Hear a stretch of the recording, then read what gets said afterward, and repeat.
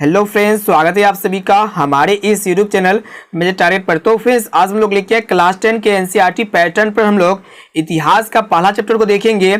Europe में राष्ट्रवाद में हम लोग 30 इंपॉर्टेंट ऑब्जेक्टिव क्वेश्चंस को देखेंगे और ये 30 मोस्ट इंपॉर्टेंट ऑब्जेक्टिव प्रश्न ऐसे प्रश्न है जो आपके बोर्ड परीक्षा में ये प्रश्न बार बार पूछे जाते हैं। अगर आप भी इस बार मैट्रिक की बोर्ड परीक्षा देने वाले हैं, अगर आपका टारगेट है 90 प्लस मार्क्स लाना, अगर आप चाहते हैं कि आपके बोर्ड परीक्षा में 400 प्लस मार्क्स आए, तो इस वीडियो को संपूर्ण शुरू से लेकर आखिरी तक जरूर देखिएगा। और ये हिस्ट्री का प्रथम वीडियो है यूरोप में राष्ट्रवाद। अगर इस वीडियो को संपूर्ण देख लेते ना, तो यूरोप में राष्ट्रवाद से जितने भी प्रश्न ऑब्जेक्टिव टाइप में पूछे जाएंगे, इससे बाहर आपका एक भी प्रश्न नहीं आएगा। यहीं से सारा का सारा प्रश्न आपके बोर्ड परीक्षा 2022 में देखने को मिलेगा। फ्रेंड्स, अगर आप उससे पहले हमारे चैनल पर नए हैं ना, तो प्लीज चैनल को सब्सक्राइब करके इसके बगल में आपको बेल आइकन मिलेगा और इस तरह का बेल आइकन को प्रेस करके जो है ना ऑल पर जरूर सेलेक्ट कर लीजिएगा। तो फ्रेंड्स, फटाफट से वीडियो को लाइक कर दीजिए। तो आइए फ्रेंड्स, देखते हैं यहाँ पे आज का फर्स्ट प्रश्न काफी महत्वपूर्ण है। देखिएगा यहाँ पे ध्यानपूर्वक एक एक प्रश्न को अच्छी तरह से याद कर लीजिएगा। अगर आपको जो भी प्रश्न याद नहीं है ना, तो अपने नोटबुक में प्रश्न को जो है नोट करते हुए चलिएगा प्लीज। इससे क्या होगा कि आपको जो है ना रिविजन करने में बहुत ही आसानी मिलेगा। देखिए यहाँ पे आज का प्रथम प्रश्न क्या करा है कि फ्रांस और प्रसा के बीच युद्ध कहां हुआ था। यह प्रश्न आपके बोर्ड परीक्षा में बहुत बार पूछा जा चुका है, इसलिए जो है ना इस प्रश्न को आप मोस्ट वीवीआई लगा दीजिएगा। तो दोस्तों, फ्रांस और प्रसा के बीच में जो युद्ध हुआ था ना, कहां पे हुआ था? ऑप्शन ए में आपका दिया हुआ है सीडोन में, बी में सेडोवा में, और सी में आपका दिया हुआ यूरोप में, और डी में आप देखने पा रहे फ्रांस में। तो दोस्तों, फ्रांस और प्रसा के बीच में जो युद्ध हुआ था ना, कहां पे हुआ था? सीडोन में हुआ था। यहाँ पे हमारा ऑप्शन नंबर ए जो है ना बिल्कुल सही उत्तर हो जाएगा। अब आइए फ्रेंड्स, देखते हैं यहाँ पे दूसरा प्रश्न। देखिएगा, ये भी प्रश्न मोस्ट इंपोर्टेंट है, काफी बार बोर्ड परीक्षा में पूछा जा चुका है। देखिएगा यहाँ पे क्या करा है कि हनवी समझौता कब हुआ था। तो दोस्तों, हनवी समझौता कब हुआ? तो ऑप्शन ए में आपका दिया हुआ 1942 ईस्वी में, बी में 1943 ईस्वी में, और सी में आपका दिया हुआ 1944 ईस्वी में, और डी में आप देखने पा रहे 1946 ईस्वी में। तो दोस्तों, हनवी समझौता जो हुआ था ना, वो कब हुआ था? 1946 ईस्वी में हुआ था। यहाँ पे हमारा ऑप्शन नंबर डी जो है ना बिल्कुल सही उत्तर हो जाएगा। और ये प्रश्न आपके बोर्ड परीक्षा के लिए बहुत इंपॉर्टेंट है, और ये प्रश्न जो है ना आपके बोर्ड परीक्षा में बार बार पूछा जा चुका है, इसलिए इसको जो है ना अच्छी तरह से याद कर लीजिएगा। अब आइए फ्रेंड्स, देखते हैं यहाँ पे अगला प्रश्न। देखिएगा यहाँ पे तीसरा प्रश्न काफी महत्वपूर्ण है कि फ्रांस की क्रांति का अग्रदूत किसे कहा जाता है। तो दोस्तों, फ्रांस की क्रांति का अग्रदूत जो है ना किसे कहा जाता है? यहाँ पे हमारा ऑप्शन सी में दिया हुआ है रूसो को। तो दोस्तों, फ्रांस की क्रांति का अग्रदूत जो है ना हम लोग रूसो को कहते हैं। यहाँ पे हमारा ऑप्शन नंबर सी जो है ना बिल्कुल सही उत्तर हो जाएगा।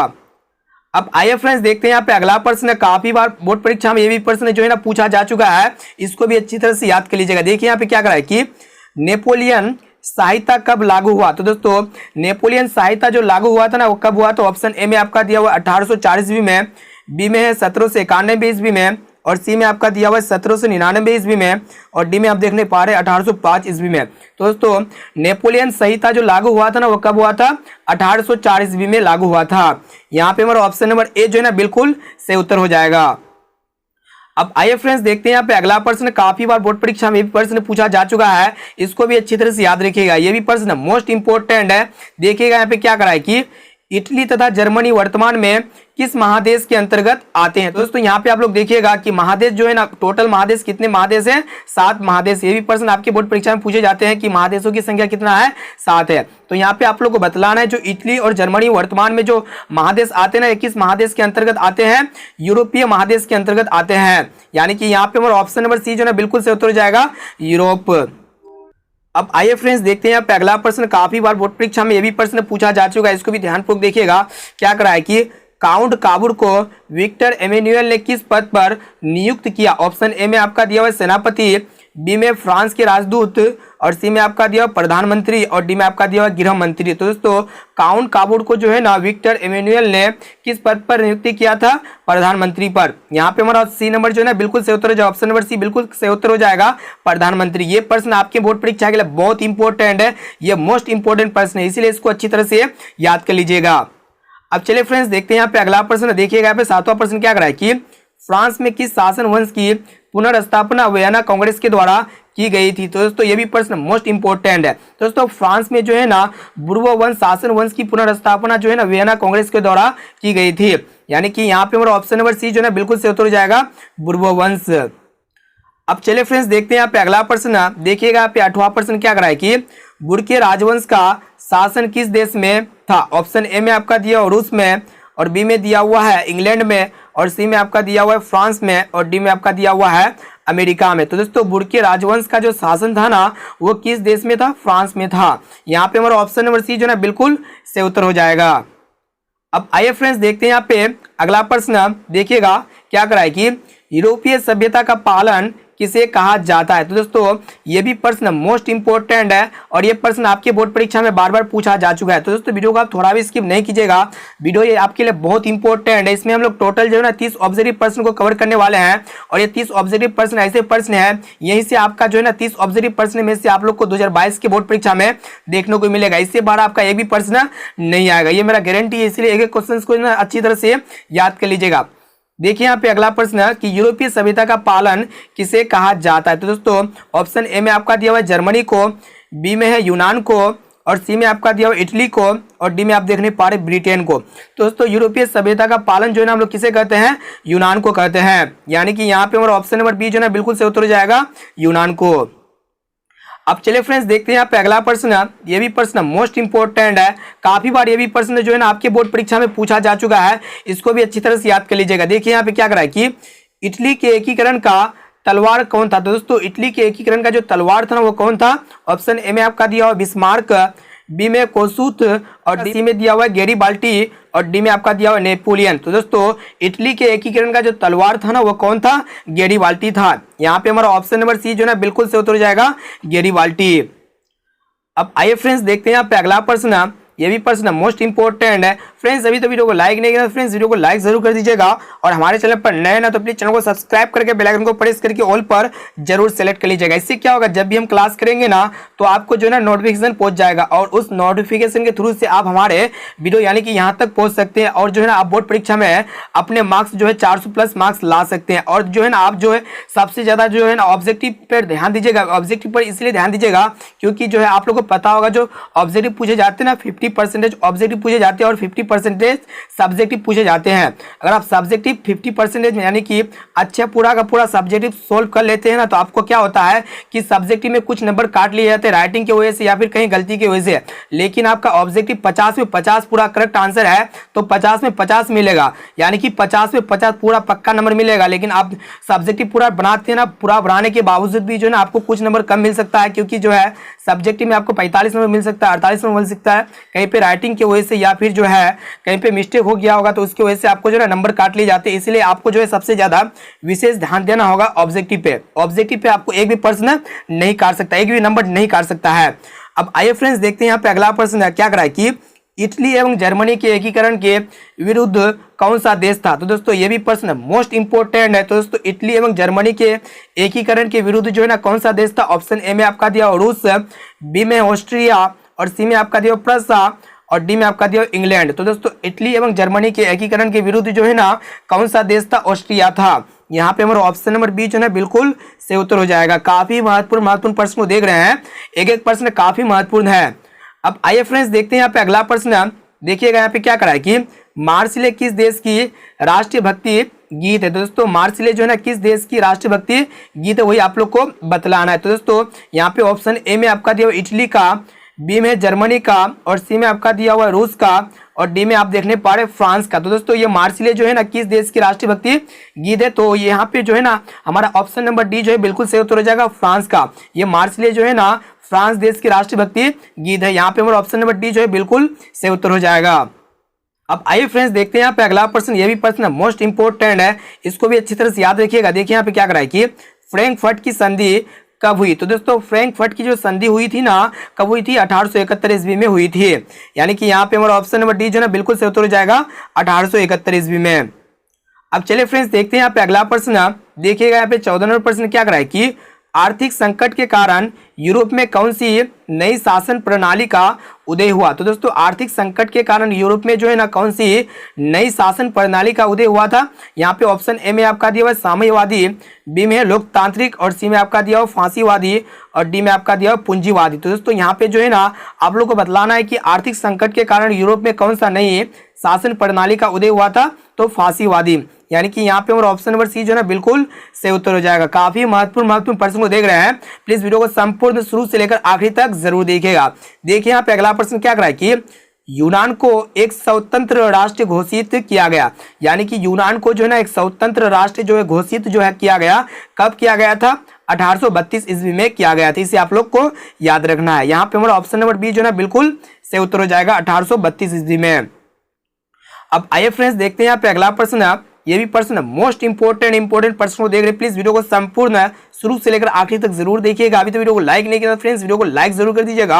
और हमारे चैनल पर नए ना तो प्लीज चैनल को सब्सक्राइब करके बेल आइकन को प्रेस करके ऑल पर जरूर सेलेक्ट कर लीजिएगा। देखिए यहाँ पे नेक्स्ट प्रश्न क्या कर रहा है कि कार्ल मार्कस का जन्म कहाँ हुआ था? तो दोस्तों ये प्रश्न मोस्ट इंपोर्टेंट है और ये प्रश्न आपके बोर्ड परीक्षा में बार बार पूछा जा चुका है। तो दोस्तों कार्ल मार्कस का जो जन्म हुआ था वो कहाँ पे हुआ था, वो आप लोग को बतलाना है। ऑप्शन ए में आपका दिया हुआ इंग्लैंड में, बी में है जर्मनी में, सी में है इटली में और डी में आपका दिया हुआ रूस में। तो दोस्तों ये कार्ल मार्कस का जो जन्म हुआ था ना कहाँ पे हुआ था? जर्मनी में हुआ था। यानी कि यहाँ पे हमारा ऑप्शन नंबर बी जो ना बिल्कुल सही उत्तर हो जाएगा। अब आइए फ्रेंड्स देखते हैं यहाँ पे अगला प्रश्न, काफी महत्वपूर्ण। ये भी प्रश्न आपके बोर्ड परीक्षा के लिए बहुत इंपॉर्टेंट है और ये प्रश्न जो है ना आपकी बोर्ड परीक्षा में बहुत बार पूछा जा चुका है। देखिए यहाँ पे क्या करा है कि यंग इटली और यंग यूरोप का स्थापना किसने की?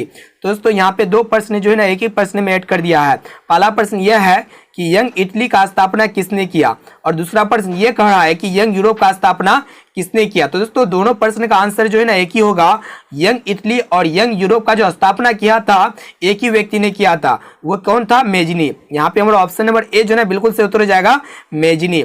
ये प्रश्न मोस्ट इंपोर्टेंट है और ये प्रश्न आपकी बोर्ड परीक्षा के लिए बहुत इंपॉर्टेंट है 2022 के लिए, क्योंकि ये प्रश्न बहुत बार आपकी बोर्ड परीक्षा में पूछा जा चुका है, इसलिए इसको अच्छी तरह से याद कर लीजिएगा। अब आइए फ्रेंड्स देखते हैं यहाँ पे अगला प्रश्न।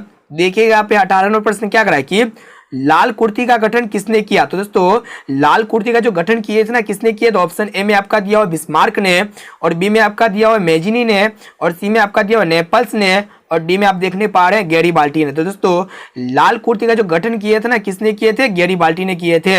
यानी कि यहाँ पे और ऑप्शन नंबर डी जो है ना बिल्कुल सही उत्तर हो जाएगा। अब चलिए फ्रेंड्स देखिए यहाँ पे अगला प्रश्न। ये भी प्रश्न मोस्ट इंपोर्टेंट है और ये भी प्रश्न जो है ना बहुत बार आपके बोर्ड परीक्षा में पूछा जा चुका है, इसलिए इसको अच्छी तरह से याद कर लीजिएगा। देखिएगा यहाँ पे क्या करा है कि विलियम प्रथम कहाँ के शासक था? तो दोस्तों विलियम प्रथम जो है ना ये कहाँ के शासक थे? प्रसा के शासक थे। यहाँ पे हमारा ऑप्शन नंबर बी जो है ना बिल्कुल सही उत्तर हो जाएगा, प्रसा के। ये प्रश्न आपके बोर्ड परीक्षा के लिए बहुत इंपॉर्टेंट है और ये प्रश्न जो है ना बहुत बार आपकी बोर्ड परीक्षा में पूछा जा चुका है, इसीलिए आपको जो भी प्रश्न याद नहीं है ना तो उसको आप जो है अभी से नोट करते चलिए, अपने नोटबुक में जो है ना नोट्स करते हुए चलिए। इससे क्या होगा, आपको जो है ना रिविजन प्रैक्टिस करने में आसानी होगा। अब आइए फ्रेंड्स देखते हैं यहाँ पे अगला प्रश्न क्या करा है कि मैटरनिक कौन था? तो दोस्तों ये मैटरनिक जो है ना कौन था? ऑप्शन ए में आपका दिया रूस का जार, बी में ऑस्ट्रिया का चांसलर और सी में आपका दिया फ्रांस का सम्राट और डी में आपका दिया प्रसा का चांसलर। तो दोस्तों ये मैटरनिक जो है ना कौन था? ऑस्ट्रिया का चांसलर था। यहाँ पे हमारा ऑप्शन नंबर बी जो है ना बिल्कुल सही उत्तर हो जाएगा, ऑस्ट्रिया का चांसलर। और ये प्रश्न जो है ना मोस्ट इंपोर्टेंट है और ये प्रश्न आपके बोर्ड परीक्षा में बहुत बार पूछा जा चुका है, इसलिए इसको अच्छी तरह से याद कर लीजिएगा। अब आइए फ्रेंड्स देखते हैं यहाँ पे अगला प्रश्न। देखिएगा यहाँ पे 21वां प्रश्न क्या करा है कि हंगरी की राजधानी कहाँ है? तो दोस्तों यहाँ पे बताइए आप लोग, हंगरी की जो राजधानी है ना कहाँ पे है वो आप लोग को बतलाना है। तो दोस्तों हंगरी की राजधानी जो है ना कहाँ पे है? बुडापेस्ट में है। यानी कि यहाँ पे हमारा ऑप्शन नंबर ए जो है ना बिल्कुल सही उत्तर हो जाएगा, बुडापेस्ट। काफी महत्वपूर्ण प्रश्न को देख रहे हैं, प्लीज वीडियो को संपूर्ण जरूर देखिएगा। अभी तो वीडियो को लाइक नहीं किया फ्रेंड्स, वीडियो को लाइक जरूर कर दीजिएगा। देखिए यहाँ पे क्या करा है कि वर्साई की संधि कब हुई थी? तो दोस्तों वर्साई की जो संधि हुई थी ना कब हुई थी? ऑप्शन ए में आपका दिया हुआ 1918 में, बी में 1919 में और सी में आपका दिया हुआ 1920 में और डी में आपका दिया हुआ 1923 ईस्वी में। तो दोस्तों वर्साई की जो संधि हुई थी ना वो कब हुई थी वही आप लोग को बतलाना है। तो दोस्तों वर्साई की जो संधि हुई थी 1919 ईस्वी में हुई थी।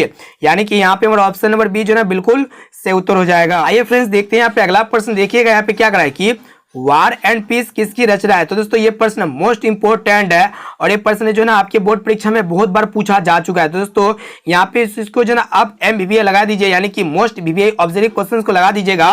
देखिए ये वार एंड पीस एक प्रकार का पुस्तक है और इसके जो रचनाकार है ना कौन है? ऑप्शन ए में दिया हुआ है कार्ल मार्कस और बी में आपका दिया हुआ है लियो टोल्स्टॉय और सी में आपका दिया हुआ है न्यूटन और डी में आपका दिया हुआ है एंजल्स। तो दोस्तों यहाँ पे जो है ना वार एंड पीस जो है ना किसकी रचना है? लियो टोल्स्टॉय की रचना है।